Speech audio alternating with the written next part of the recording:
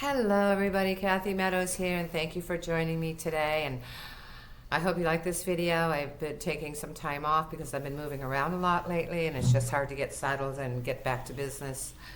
You know, once I get thrown off track, it's like I have to get my all geared up to get back on track again. But thank you for joining me, and I do hope you like this video. And I just want to talk about bullying because it's a very serious issue, and it can have lasting effects on the victims. Scientific research has shown that being bullied can have profound impact on not only the mental health, but also the physical health of the victims, and this can last a lifetime. However, targets of bullying do learn coping mechanisms that can be helpful in the long run, even when the targeting is no longer an issue. So I really want to emphasize that all is not lost, and it can actually be helpful when you're up against adversity in the future. Studies have shown that victims of bullying are more likely to experience anxiety, depression, and low self-esteem, and the constant harassment and intimidation can erode a person's sense of self-worth and lead to serious emotional distress. We are social animals. When we feel like we are when we are excluded from the group, that can have an emotional impact on us. And if you couple that with maybe some harsh treatment in the home, where does the kid have to go from there? I'm talking about not only adult bullying, people being bullied as adults, but also kids being bullied in junior high school and elementary school. Being bullied made people feel isolated and alone, and it's difficult to get help or to even know who to get it from sometimes. And it affects every aspect of their lives, and they struggle to cope with the emotional toll it took. It's crucial that we take bullying seriously and work together to create a safe and supportive environment for all individuals. And you can see that this shooter in the Trump assassination thing that just happened recently, he was bullied for 6 years, I think they said, and they even have videos of him being bullied. So you can see how somehow he kept it all down. He never let any of that rage out, and it all came out during this one thing. He was a powder keg. He was a powder keg waiting to go off. So of course it should be incumbent on all teachers to stop bullying, because regardless of what you believe or what you think, bullying by certain groups of people can have a very bad effect on those groups of people later on down the line. In some cases, hopefully not at all, but obviously it does happen. So what positive things do people get from being bullied? Nobody wants to be bullied. No one's going to volunteer and say, oh, well, if I'm getting all these positive things out of it, I'm going to go out there and get myself bullied. Nobody's ever going to do that. But if it does happen to you, what are the benefits? What can you lean on? Well, one of the things that victims of bullying learn is resilience. According to scientific evidence, going through bullying can help individuals develop resilience, the ability to bounce back from difficult situations and challenges. This resilience can serve as a valuable asset in facing future adversities. And another positive lesson that victims of bullying might learn is empathy. Research has shown, now this seems to go against what I just said, okay? So there's some people who will go into empathy and some people who will go into psychopathy. But one of the researchers found out that it can cause empathy and compassion for others who are going through tough times and obviously going through the same thing. This empathy can help them build stronger relationships and connect with others on a deeper level. They also might learn assertiveness, going after what they want. Through their experiences, they learn to stand up for themselves and set boundaries, which can help them. And this doesn't mean you can always set boundaries with your bullies, but you can set boundaries with yourself, where you're setting boundaries like, I'm not going to let them stop me from going forward. I'm not going to let them stop me from getting a job. I'm not going to let them stop me from doing what I want to do. So you are setting boundaries on yourself, basically, so that you do not allow yourself to get sucked under by the bullying, that you continue doing things that you want to do and that you love to do, or that you want to pursue. In your vague vocation, you can find a way to do it, so in the resilience and the twists and turns you have to take just to do what you want to do, sometimes it's a lesson in itself, right? So it helps you to navigate difficult situations in the future. And this assertiveness can also help build confidence and self-esteem. So when you're overcoming the bullying, then you're finding confidence and self-esteem. Like, you won, you did it, you're walking, you're surviving, you're continuing on. And of course, the thing is, it's hard to do that. It's difficult to do that, especially in the beginning when you're first getting bullied and kicked around by groups of people. It's hard to really stand up for yourself and to accept what's going on and to figure out a way to work around it and still get what you need and want, and who you should tell, if you should tell anybody at all, is it going to hurt you in any way? So it twists and turns that you have to take in order to assure your at least temporary contentment at some times, or permanent contentment if you're really lucky and can really control your thoughts and emotions really well, is very, very helpful. But it's also, we do have to shed light on some of the harsher things that many victims face. Research has shown undeniable evidence of how bullying can cause some individuals to develop personality disorders. And personality disorders include psychopathy, narcissistic personality disorder, borderline personality disorders. These are very serious disorders. These are disorders, when you're bullying somebody, they can literally turn around and hurt you or people you love, because you're actually molding them to become psychopaths or narcissists. You're turning them into that, and at that point that they lose their conscience, they don't care about your feelings, they don't care about anyone's feelings at that point. So it's incumbent upon the teachers to make sure this doesn't happen, to stop bullying in its tracks, and to just end it, ASAP. For everyone's safety, for the safety of the community. The whole community will be safer if bullying ends right now, today. Everything will change. I believe the shooters will stop for the most part. We won't have these mass killings anymore. So that's the big one, but I'm sure there's other lesser things that we could have that make the community better.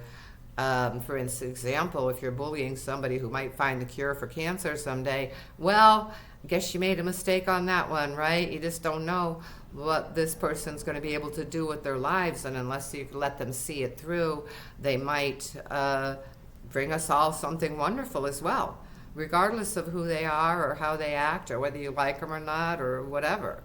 Everybody has a place in the community. So now these disorders, these personality disorders, of course we know a lot about antisocial personality disorder now, which is psychopathy. We know a lot about narcissistic personality disorder now. It's become a buzzword. These are buzzwords now, and they have all kinds of videos on the internet about these types of personality disorders.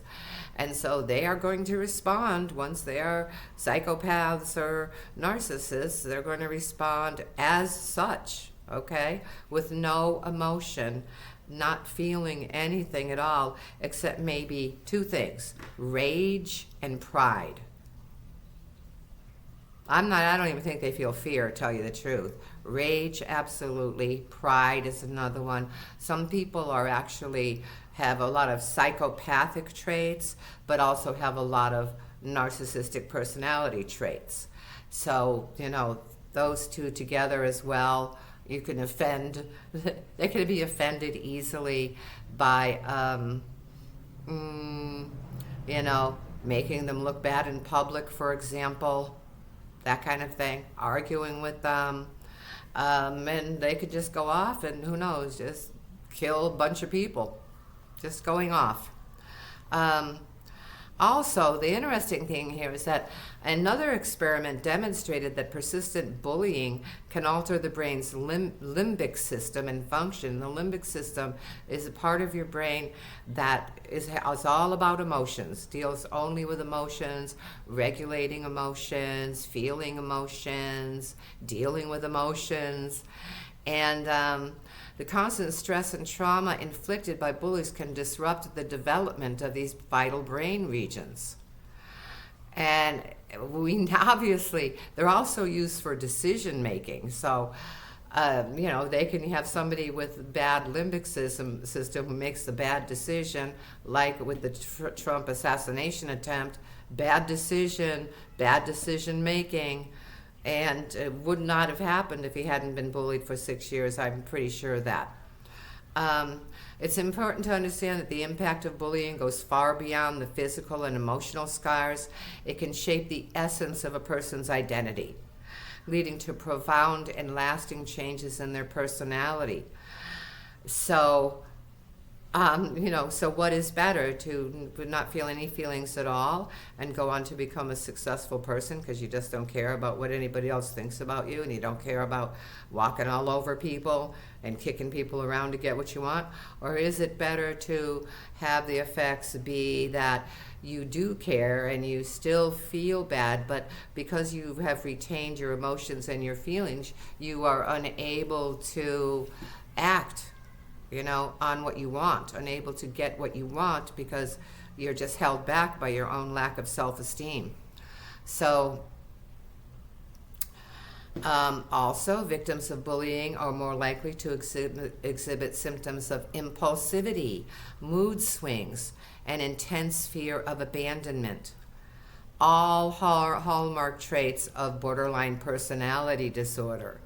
There's the borderline personality disorder. It seems to be very common, that and psychopathy. And maybe narcissism, but mostly psychopathy and borderline, I think. So that's definitely been proven. Research has shown a link between bullying and psychopathic or antisocial psychopathic traits in victims. These individuals may display a lack of empathy, dishonesty, manipulative behavior, and a disregard for the feelings of others, all classic signs of antisocial personality disorder.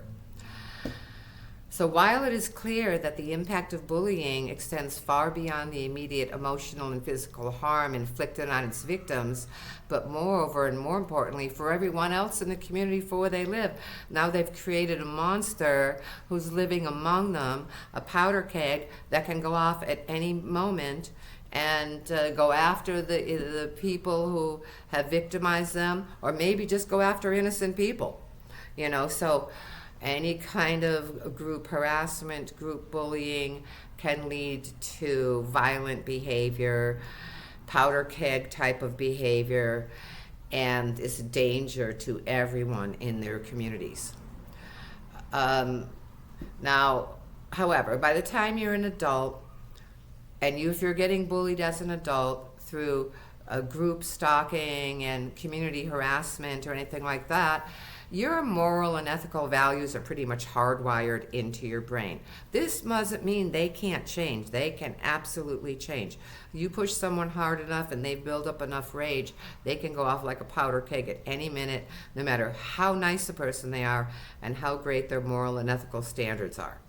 But so you're still taking a chance. But in adulthood, it's a little bit more difficult to change the hard wiring of the brain, and it might be impossible to do that all the way.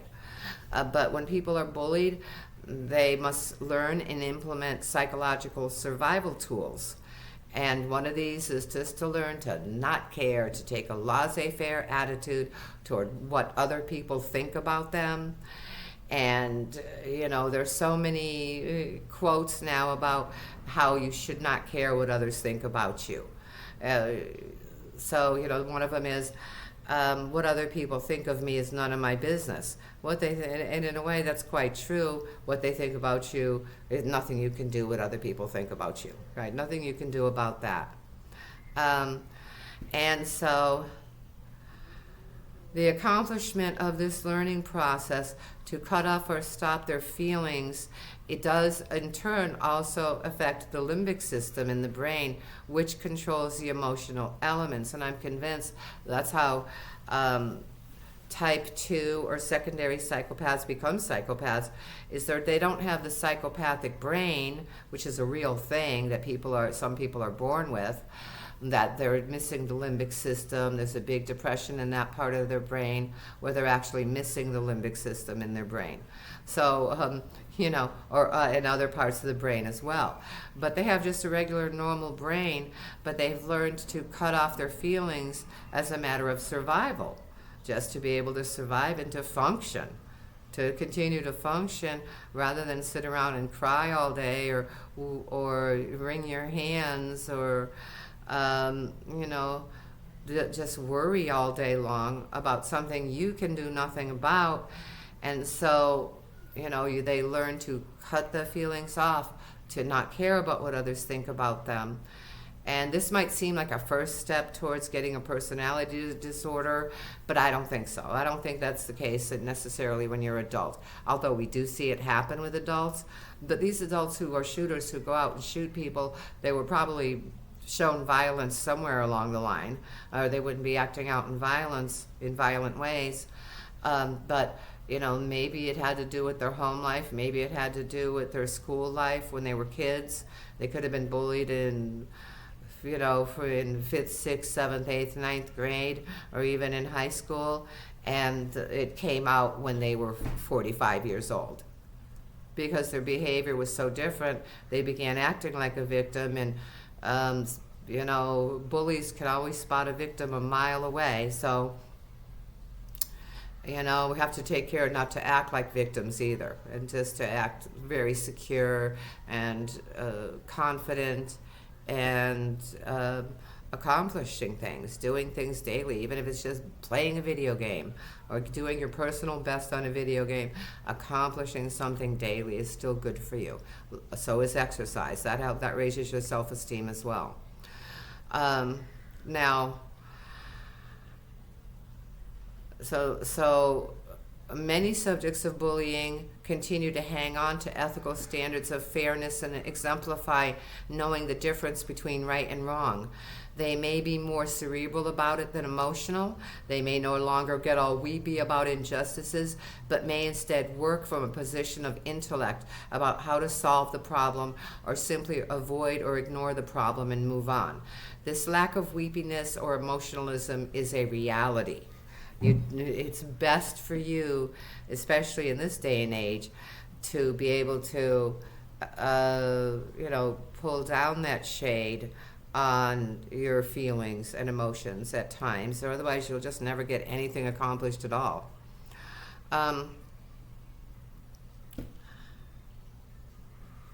What I've always thought, that even though psychopathic traits are things to look out for, the one outstanding trait that defines psychopathy above all the others is the psychopathic lack of not just empathy, which is about feeling what others are feeling, but about the lack of objective fairness and the understanding of the knowledge of the difference between right and wrong, and more importantly, the inability to apply that knowledge to their own behaviors as the real crux of psychopathy.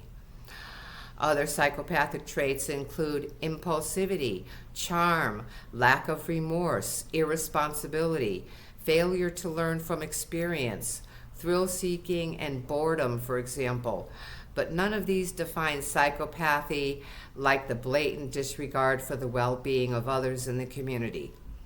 Many of us have thrill-seeking behaviors, and that's why roller coasters and horror movies exist. Many of us would like to be charming as well, and many of us would like to be able to manipulate our environments through riches and connections. But when those things come at the terrible expense of the community members for the sole satisfaction of that one antisocial person, then that is true psychopathy. My point is, yes, research has shown that people who are bullied can develop psychopathic traits. It doesn't have to be dark and negative. I remember from one of the Edgar Cayce related books I've read that great spiritual leaders are sometimes seen as indifferent. And the answer to that was that they had walked through the flames and had suffered much. And it was implied that they had to experience that in order to be better in service to mankind. It makes sense, right? So emotions are wonderful and necessary, but they can also blind us and inhibit our ability to figure out problems or take towards solving problems easily. And also, it can lend to more clear thinking when you're not blinded by emotions all the time. So, I do watch documentaries a lot, and one of these documentaries about psychopathy that I've watched did show that they were doing physical testing of the psychopaths just to show where on the genetic string these chromosomes lay that, showed that someone was a psychopath physiologically, that they were actually born with the psychopathic traits. And in doing the testing, the tester said, well, let's test you as well. Now, the person who was doing the documentary was more of somebody who was, wanted to help the humanity, wanted to help the community, wanted to show how these psychopaths are a problem for everybody. But when they tested him, he also had some antisocial genetic codes in him as well, or antisocial chromosomes too. So it's very common. I think everybody might have one or two.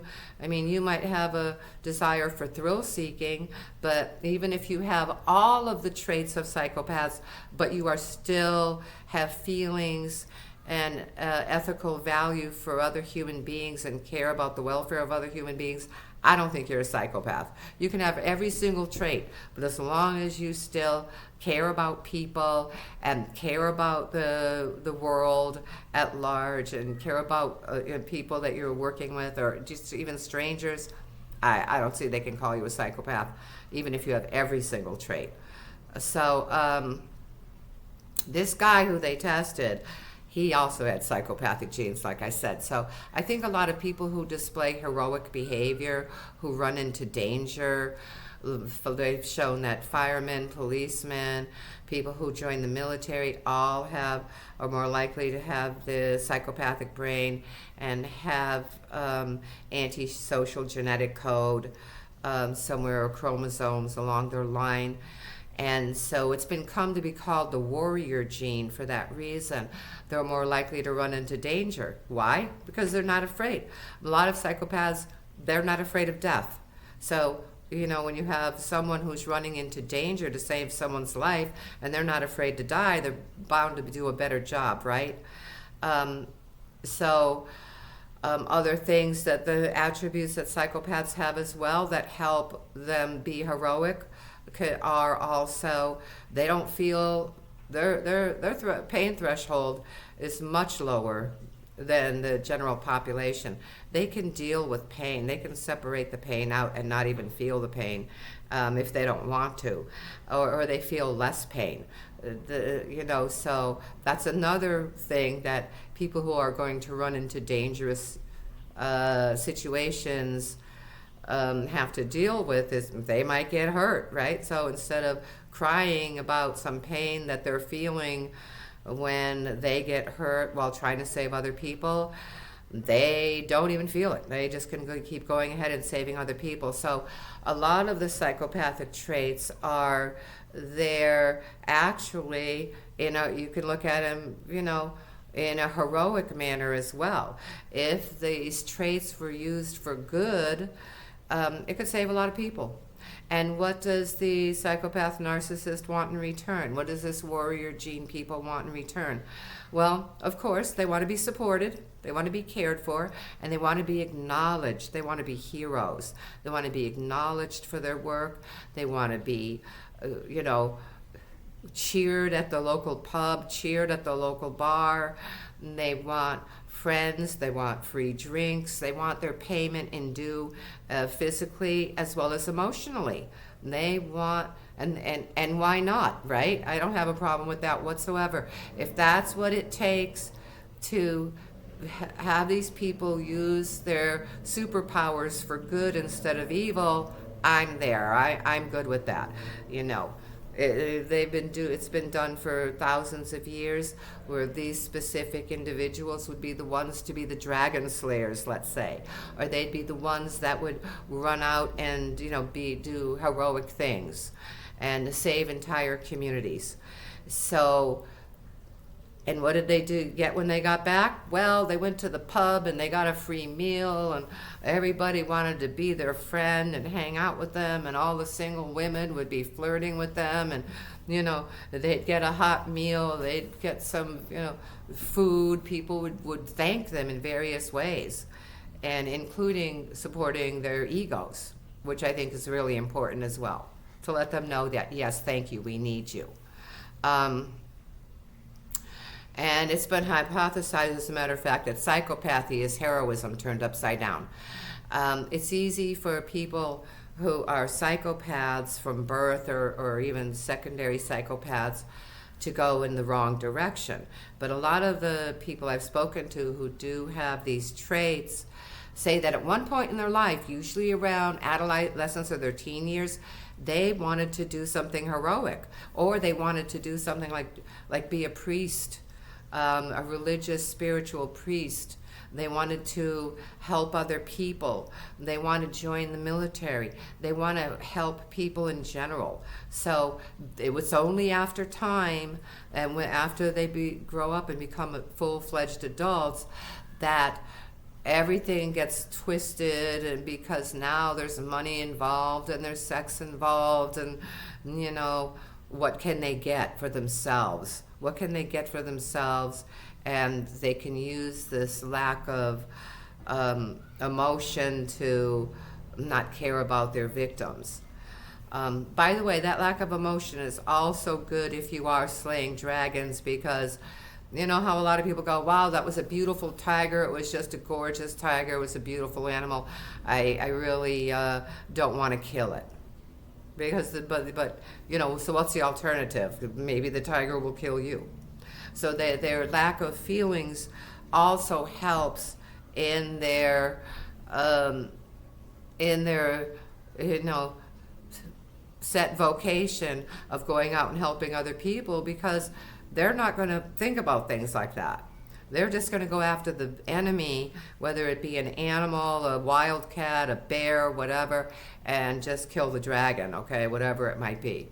If they're on that correct track. If they get off track and it comes down to they're just bullying people because it's fun, or they're hurting people because they disagree with them, or they're hurting people because somebody said something else, then of course they're not using it for the right reasons, right? So if this is a superpower, I think it's karmic. They're going to have to use it for the right reasons eventually, and let the community bestow riches on them, let the community bestow good feelings on them, and throw them a ticker tape parade if that's what it takes. I'm totally all about that. So when psychopathy is functioning correctly, it is a function that promotes what's good in fighting against what's bad, right? So if a lot of environmentalists have these warrior genes in them as well. And what are they taking a chance on? They're running into danger because they can get arrested. A lot of environmentalists are put in jail. So environmentalists do take huge risks and big chances with their lives, which is exactly what psychopaths do, right? Big chances, huge risks, running into danger, unafraid, fearless, not feeling fear. So psychopathy can come, is not only, a serial killer. Psychopathy is also the person who is fighting to make the world a healthier place to live, fighting to make sure everybody gets paid fairly, fighting for, helping human beings in general, running into danger to do that, taking a chance on getting ostracized, fired, and even imprisoned and killed when you fight for the rights of other people. We already know of cases where big corporations have come down flat out on environmentalists and also animal rights people and have put them in jail, and have, shot at them. I mean, they take their lives into their hands. You'd think going out and saving a daisy is not such a big deal, right? Well, apparently it's a pretty big deal to some people. So, but I hope you learned something today. I hope this was fun and interesting for you, and that I hope you like it. And if you did, you hit the like button, or subscribe, because I want to do more of these. And I am sorry that I haven't been able to get to this as quickly as I wanted to get to it. Like I said, I'm moving around a lot. So, but thank you so much. Love you lots, and take care. And looking forward to talking to you soon. Bye-bye.